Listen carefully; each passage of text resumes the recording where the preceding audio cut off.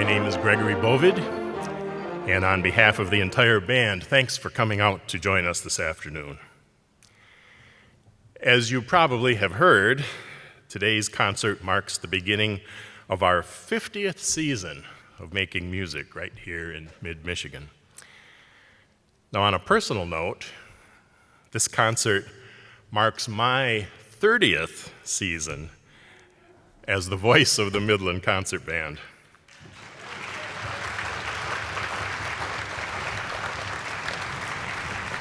It's hard to believe that that time has gone by as fast as it has, but I was only 12 when I started, so. Although the band's 50th birthday is still a year away, we're going to celebrate this milestone season at every concert as we bring you the magic of music performed live on stage by us, your friends and neighbors, right here in Midland, Michigan. Our Marches and Magic concert begins with our Sousa March of the Day, after which we will perform one of my personal favorites, The Witch and the Saint. We'll take you to an American barn dance and follow up with our saxophone section on a piece titled 5 to Go. After a little more music and fun, we'll come back after intermission to feature a wonderful saxophone soloist, Mr. James Besaw. And the music just keeps on coming as the band plays a medley of songs by that artist formerly known as Prince and a collection of tunes from some of your favorite Pixar movies. Finally, we'll wrap things up with W.C. Handy's St. Louis Blues March. Now, before we start the music, I need your help with two things. First, if you have not already done so, would you please silence your cell phones? Second, and most importantly, please join me in welcoming to the stage our director, now marking his 12th season leading the Midland Concert Band, Mr. Joel Wiseman.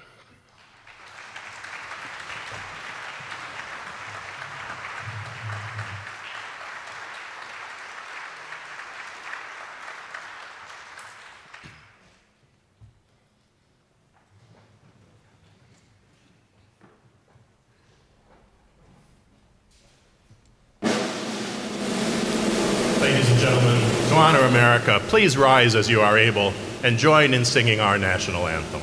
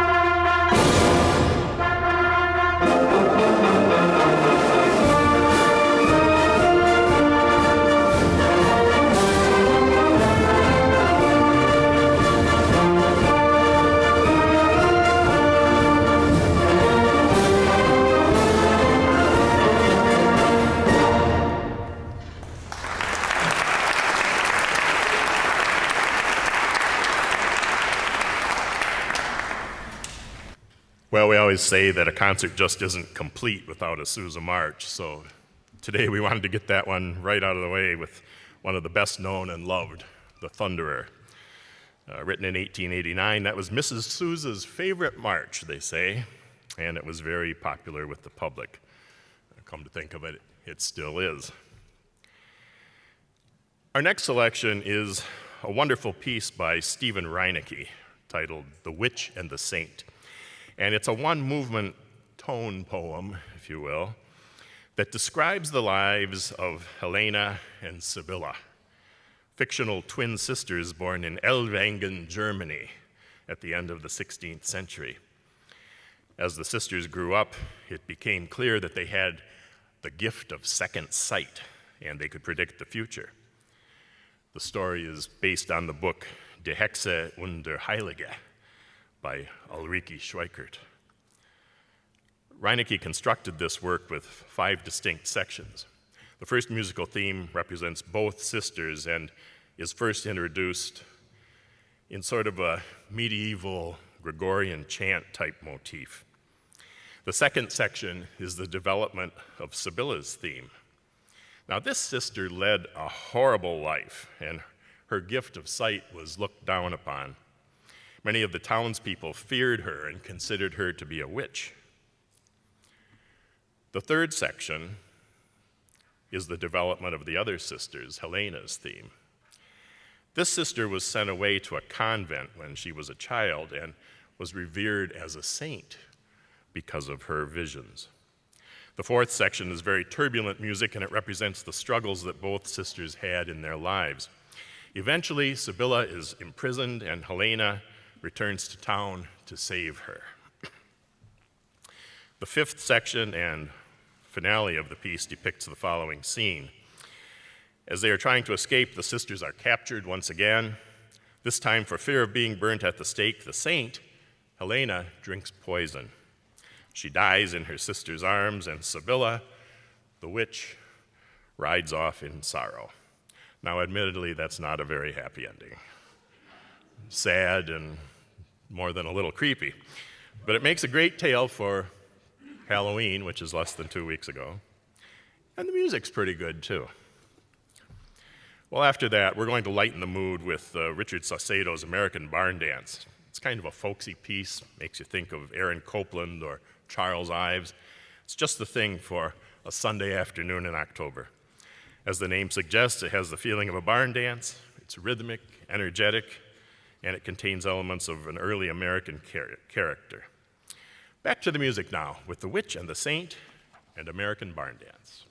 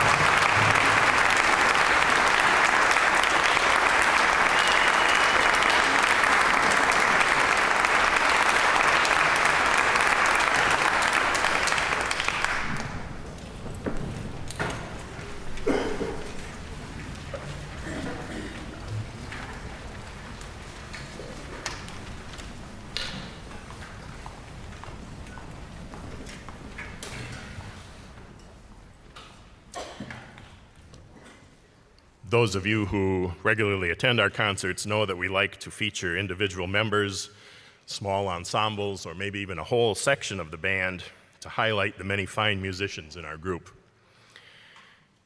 Today, following American Barn Dance, we're going to do just that with a Jack Bullock piece titled 5 to Go that features our entire sax section. There is plenty of ensemble mastery, and each of the members gets a chance to show their own skills in this showcase feature, all with the backing of the entire concert band in a pure jazz style. I think you're going to love it. Now we'll follow our quintet with a piece by composer Carl Straumann. Straumann was a lifelong New Yorker, and he was born on Long Island. He lived there with his family, went to school there. And surprisingly, though, many of his compositions reflect the freedom and peace found in the wide open spaces of the mountains and prairies and the oceans. Our second piece in this set will be Straumann's Cumberland Cross, and that really fits that description of being a piece that relates to nature. It was composed in 1995 in the American folk music style, similar to the tunes you might remember as Shenandoah and The Gift to Be Simple, maybe Hoedown. It's has a little bit of a bluegrass flavor to it in the central piece, and also has a slow chorale portion bringing to mind sunset and sunrise over the mountains. It looks like our sax section is ready to go, so back to the music now with 5 to Go and Cumberland Cross.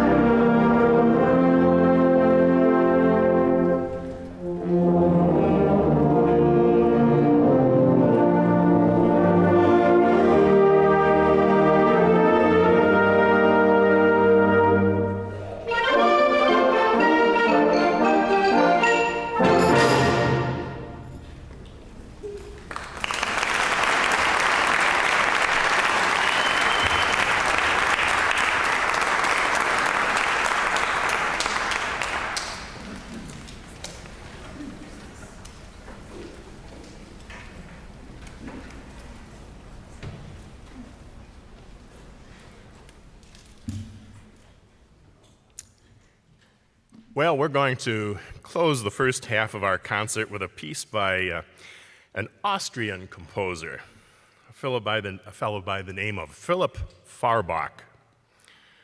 Philipp Farbach Jr., actually.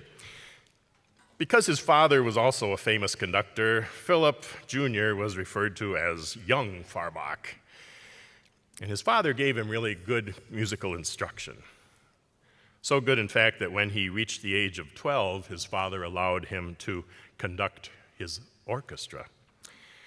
Now, Farbach was a highly respected conductor and interpreter of Viennese music in Paris and Berlin and Madrid, as well as in Vienna.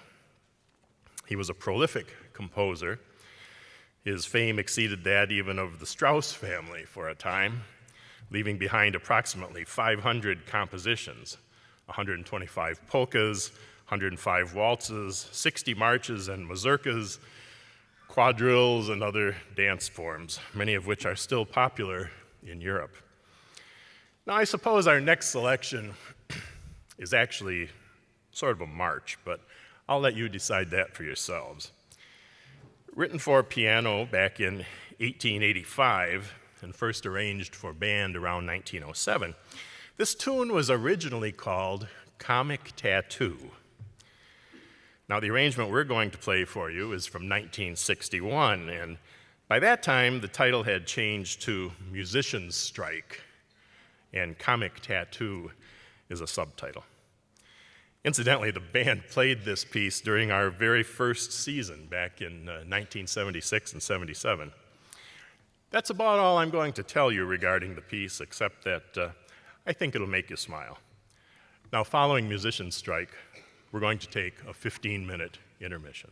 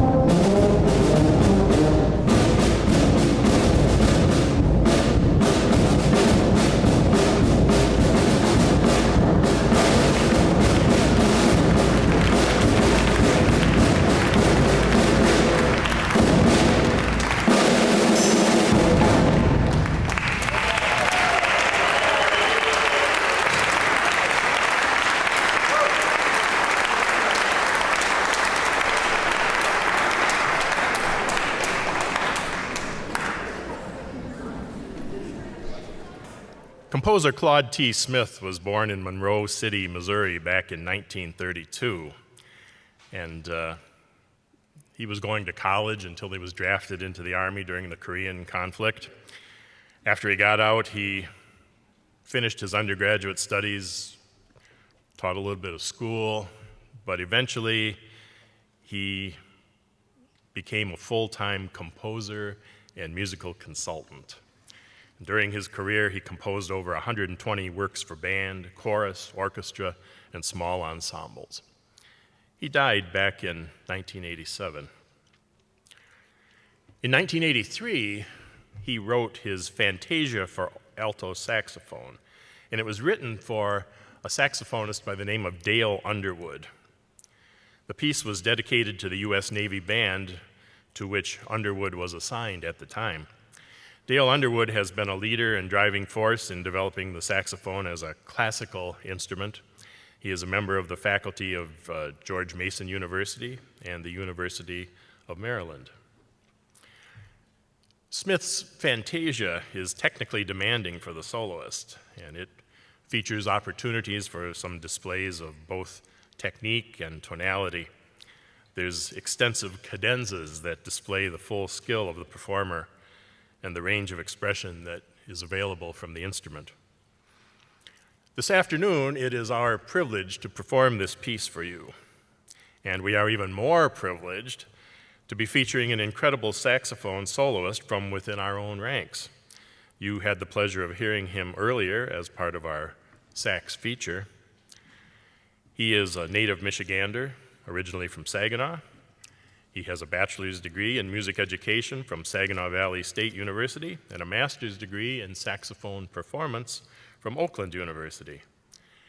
He currently teaches saxophone to about 20 private students when he's not at his day job as a financial advisor with Edward Jones. Ladies and gentlemen, would you please welcome Mr. James Besaw.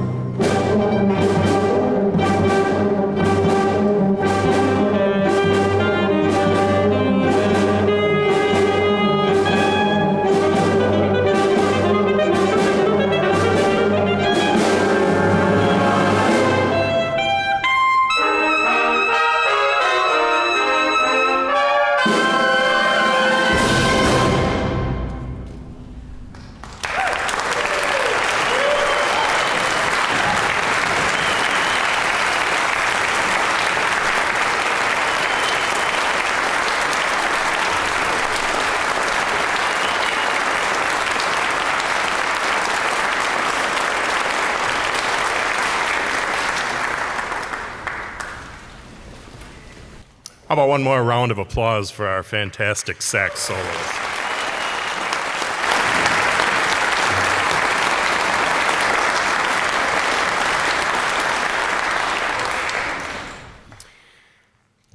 Prince Rogers Nelson. You probably know him as Prince, or maybe that artist formerly known as Prince. And of course, he was an American singer, musician, songwriter, and even an actor. He was called the greatest musical talent of his generation by Billboard magazine. Prince was known for his flamboyant, androgynous persona. He had a wide vocal range, which included a far-reaching falsetto, high-pitched screams, as well as his skill as a multi-instrumentalist. Sometimes he would play most or all of the instruments on his recordings. His music incorporated a wide variety of styles, including funk, disco, R&B, rock, new wave, soul, synth pop, pop, jazz, blues, and hip hop. Prince produced his albums himself, pioneering what came to be called the Minneapolis sound. Well, our next selection is titled Prince in Concert, and it's an arrangement by Paul Murtha for concert band that includes the Prince hits 1999, When Doves Cry, Purple Rain, and Let's Go Crazy. The program note described it as capturing the distinctive sound of Prince, a major pop icon of the 80s. Well, after that, we are going to go to the movies. And in case you don't know, Pixar Animation Studios is an American computer animation film studio out in California. They're best known for their CGI animated features that they created with their own industry standard software. Pixar has produced 29 feature films, which were all released by Walt Disney Studios. The first was Toy Story back in November of 1995, and the latest was Elio, which was released on June 30th of this year. Needless to say, each of Pixar's films comes with a heartwarming story and unforgettable characters that appeal to audiences of all ages. And of course, the music created for these films is an integral part of their charm and popularity. Our next selection is a terrific arrangement of melodies that will be familiar to Pixar audiences. Included are Glory Days from The Incredibles, The Spirit of Adventure from Up, the main theme from Ratatouille, The Big Race from Cars, and from Toy Story, You've Got a Friend in Me. Our music continues now with Prince in Concert and Pixar Movie Magic.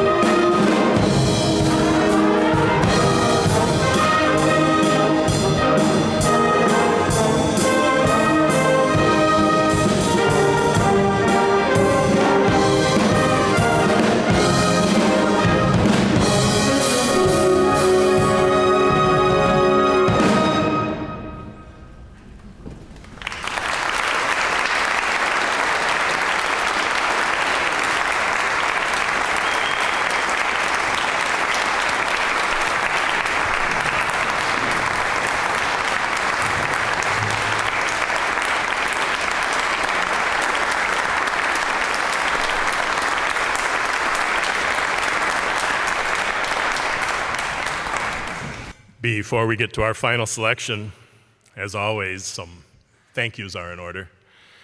First of all, as we always do, we want to thank each and every one of you for coming out and supporting us, especially on this somewhat rainy day where our parking situation is less than ideal. We truly appreciate you coming out to spend some time with us this afternoon.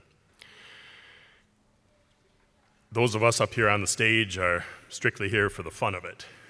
And having an appreciative audience such as you only adds to the fun and enrichment in our lives that we can share through this wonderful thing we know as music. Thanks to our saxophone section and to our sax soloist, Mr. James Besaw, for their great work today.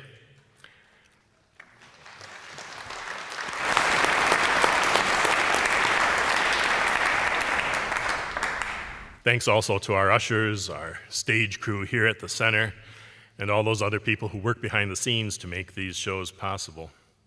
Last but certainly not least, we want to thank the crew from MCTV for their fine work recording, producing, and broadcasting our performances.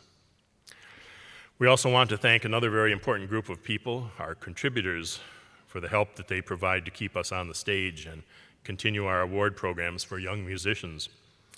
If you would like to join this wonderful group of folks, you can go to our website, www.MidlandConcertBand.com, click on the Support Us tab, and select How to Contribute, and you will see information that will help you do that. We invite you to come again and see us on December 14th for our annual holiday concert, when we will be joined by our special guests, the Center Chorale.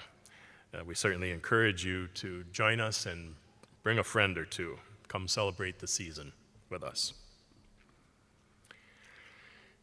Now, William Christopher Handy, he was born back in 1873 in a log cabin near the banks of the Tennessee River. He was the son and grandson of Methodist ministers, and he maintained a strong affinity for religious music, especially black spirituals, all through his life. But his father objected to him becoming a professional musician. So this young piano player, trumpet player, left Florence, Tennessee, and he went on a musical odyssey that took him down the river to St. Louis and to Memphis. In 1912, he published Memphis Blues, and that kind of standardized a unique original form of American music that had just generically been known as the blues. Later compositions from St. Louis Blues, Beale Street Blues, those all established this sort of a gritty, soulful standard for that musical form. And Handy became known as the undisputed father of the blues. Well, W.C. Handy's St. Louis Blues March was made famous by Glenn Miller's orchestra back in the 40s, and it has long been a crowd pleaser.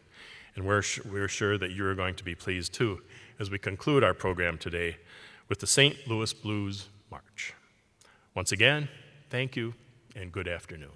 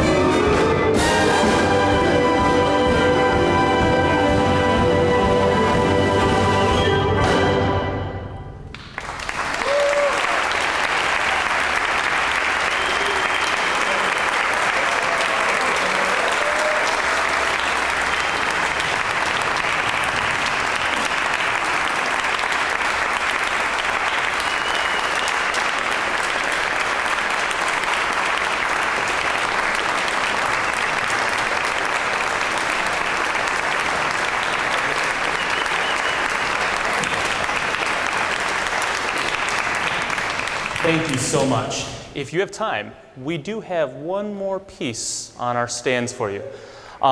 This one is American Patrol, and the thing I love about this piece so much, it's written to resemble a military marching band slowly approaching up the street, arriving, playing all of the traditional tunes, and slowly marching away. It was written in the late 1800s. Now, one of the reasons why this is so special to me, if you know me, if you've read my bio, I've been performing with the U.S. Army Band for 19 years, coming very closely up to 20 years. So, thank you. So I've gotten to see firsthand the impact that U.S. military bands get to have all around the world. We are the bridge that often connects the civilian life with the military life and allows for there to be some connection. Music has that wonderful ability to make connections with people. So I've gotten to see the power that U.S. military bands gets to have. So if you get the opportunity to go and hear a military band, if you get to hear the ones here in Michigan, or any of the wonderful bands all over the country, whether they are Army, Marines, Navy, the Air Force has a wonderful band, Coast Guard has a wonderful band, any of the military bands, they are phenomenal. Don't miss that opportunity. Go and hear them play. They do a wonderful job, and you'll enjoy it every time. Just like hearing this band and imagining this Army band walking up the street, seeing it on a parade route, and walking away. We hope you enjoy.